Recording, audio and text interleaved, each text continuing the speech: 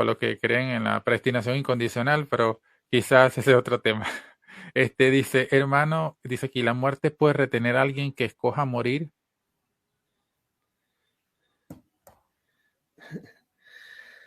Ay, no sé qué quiere decir, pero eh, se refiere a Cristo particularmente, porque Él escogió morir.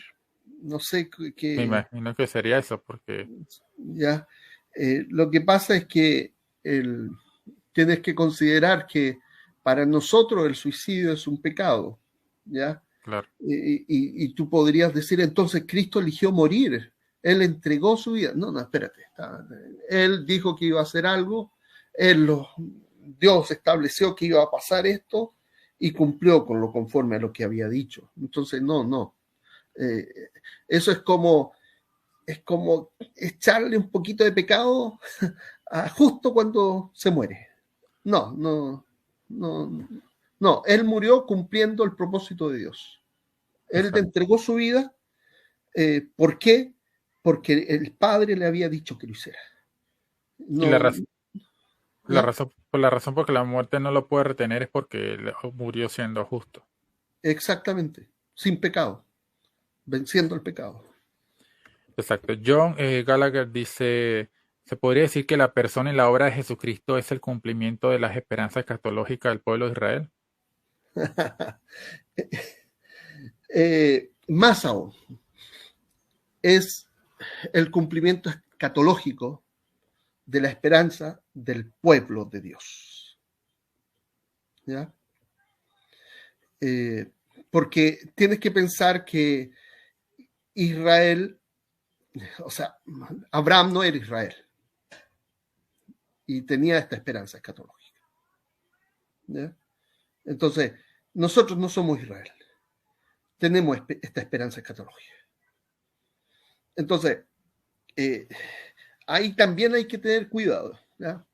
Yo lo veo así, así como cuando doy alguna predicación sobre este tema. Esto basado en un filósofo que no tiene nada que ver con cristianismo, pero que habla sobre los conflictos.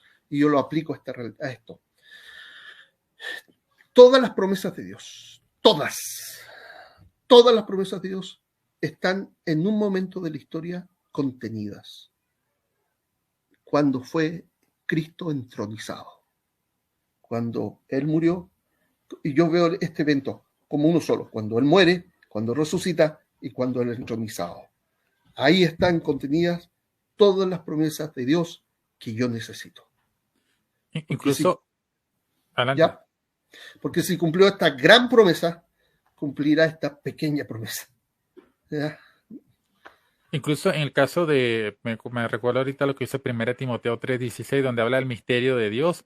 Habla del gran misterio de la piedad, dice Dios, bueno, no dice Dios, sé que hay algunos manuscritos, pero entendemos que es el verbo, fue manifestada en carne, justificada en el Espíritu, y estos que son como una especie de declaraciones que constituye ese misterio de la piedad, va en consonancia con eso, que dice que fue recibido arriba en gloria, visto de los ángeles, lo que hace es como de sintetizar el misterio del Evangelio en unas pocas declaraciones, ¿no? Está súper resumiendo el Evangelio, lo que usted mencionaría, ¿no? Muerte, resurrección, la ascensión al cielo, todo esto. Y si tú puedes ver desde esta mirada, tú lo vas a encontrar en cada libro del Nuevo Testamento algún tipo de esta declaración de Pablo. ¿Ya? Que en cada declaración en cada carta vas a encontrar algún elemento de que Cristo como rey, inclusive el solo nombre de Cristo, porque Cristo en realidad no es un nombre, es un título, hace referencia a que Él es el rey, el descendiente de David, ¿ya? El que iba a reinar. Él, cada vez que tú escuches Cristo, es la idea central de que Él es el rey. Y Romanos 3:22 habla de la fe en Jesucristo, fidelidad de Cristo. Esta es otra discusión. Pero ¿cómo usted lo entendería? A mí me encanta también Romano 1:17, está citando a Geo, antes de irme a Romanos 3, por fe y para fe, ¿ya? El justo por la fe vivirá. Eh, porque en el Evangelio la justicia de Dios se revela por fe y para fe. Ay, Ageo dije, Es disculpa, justo por es a Habacuc 2:4. Habacuc, con H, Habacuc. Cuando tú vas a Habacuc, vas a encontrar 2 veces la palabra fe en la Septuaginta. La primera vez tiene relación con el actuar de Dios, con la fidelidad de Dios. ¿Ya? La segunda vez que aparece en Habacuc, unos versículos más adelante, es con la respuesta de fe frente a la fidelidad de Dios. ¿Ya? Entonces, Romanos 1:17, por fe, por fidelidad, para fe, para que le creamos. Entonces, sí, por fidelidad de Cristo también puede ser, en Romanos 3, pero para, ¿ya? Por fidelidad, para que le creamos, para fe. Siempre van juntos, ¿ya? Exacto. Una última pregunta, dice Love Emperor, dice, esa pregunta suena como a que la muerte es una entidad. Esto me genera la pregunta de si la muerte es una entidad. Buena pregunta, porque de cierta manera cuando Pablo dice sorbida la muerte en victoria, es como si se hablara metafóricamente de una identidad, de casi un ser, Una ¿ya? personificación. De una personificación. Pero, como tú dijiste, aunque se habla así, se habla para que se entienda, no para que se piense como una persona, ¿ya? Podríamos decir, bueno, algunos podrían verlo como un poder impersonal, Lo que que pasa es esclaviza. que la muerte es como ausencia de vida, Claro, ¿ya? Entonces, eh, eh, el ejemplo de la oscuridad es ausencia de luz. Entonces, como, eh, pero para poder explicar, se usan estas metáforas en el lenguaje, teniendo bien claro que en realidad la muerte finalmente no es nomás. exacto. Bueno, muchas gracias a los que hicieron las preguntas, muchas gracias hermano. Me gustaría que antes de que terminemos, que den su like al video, compartan este tipo de videos que por supuesto nos ayudan a comprender un poco más este tema. Agradezco hermano que haya estado acá, es un gusto tenerte aquí. Estos temas son uno de los que más me apasiona, hablar del tema de la justificación y hablar del tema de la muerte de Cristo. Y bueno, obviamente, digamos que tenemos muchas ideas afines respecto a esto y bueno, quise invitar a otra persona que ha estudiado más el tema que yo para hablar y conversar y para que los hermanos se interesen en investigar. Ya al principio del video, los que están llegando tarde pueden ver ahí lo que es la reseña del hermano, los libros que ha escrito, los que quieran acceder sobre los textos que él ha utilizado para exponer esto, ahí en sus libros se encuentran. Y bueno, me gustaría que dejara un último mensaje como una reseña breve de lo que hemos compartido y por supuesto para despedirnos. Mira, eh,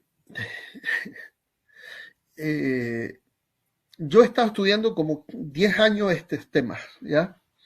Yo era antes de la satisfacción de la ira, satisfacción de la justicia. También participé en ese pecado, ¿ya? Pero N.T. Wright, cuando dice esa frase que la justicia ha de entenderse en la Septuaginta como fidelidad, yo empecé a investigar y me encuentro con esto, ¿ya? Ahora, los hermanos de mi iglesia, donde soy pastor bautista, me pidieron básicamente que bajara a nivel de lo humano todo lo que estamos hablando, ¿ya? Entonces escribí una serie de manuales de discipulado que están en Amazon. Son manuales discipulados sobre la justicia de Dios. Entonces son 3 o 4 manuales de 16 clases cada uno, en que está pensado que duren de 20 minutos a 30 minutos como una clase bíblica de escuela dominical. Y que los hermanos van contestando las preguntas que se van haciendo de inmediato. Hay 2 párrafos breves y 2 preguntas. Luego 2 párrafos, 2 preguntas. Luego hay 3 preguntas, terminando la clase, 3 preguntas que tienen que ver con ¿qué me ha dicho Dios? ¿qué voy a hacer con lo que Dios me ha dicho? ¿Con quién voy a compartir lo que Dios me ha dicho? Después de la clase. Si la clase es el día domingo, el domingo los hermanos contestan. Luego, cada día, este manual de discipulados tiene un versículo bíblico con las 3 preguntas relacionadas con la clase. Entonces, cada día hay un versículo con 3 preguntas. ¿Qué Dios me ha dicho? ¿Qué voy a hacer con lo que Dios me ha dicho? ¿Con quién lo voy a compartir? Durante 6 días hay 6 versículos y 6 hojas de reflexión pequeñitas, ¿ya? Y de nuevo retoman la clase con las clases que vienen. Son 3 o 4 manuales que hablan sobre todo lo que estamos diciendo, pero explicado con manzanitas, ¿ya? Porque particularmente el libro La justicia de Dios, en búsqueda de la justicia de Dios, me dice un hermano, leí 3 o 4 veces el primer capítulo y recién a la 4ª vez lo entendí. ¿Ya?